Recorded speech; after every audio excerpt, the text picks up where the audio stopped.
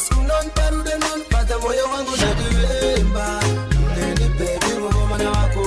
Tini nichawe baba we wana wako. Nichaku pesira rohora kuna baba wako. Wangu msana wangu Simba neni msana wako. Tini nichawe maime wana wako. Jani pesira rohora kuna baba wangu. Chakwendesa kumafaro baby kune makuwerere. Tichikanyika lutivine mari singape. Iko zino kwaedza baby usarambe ure. Runde mfaro ziva harunga pere.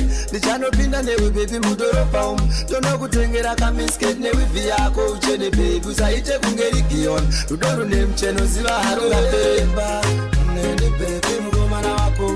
Tene nichawe baba we wana wako. Nichakupesera rohora kuna baba wako. Wangu msana wangu Simba neni msana wako. Tini nichawe maime wana wako. Jani pesira rohora kuna baba wangu.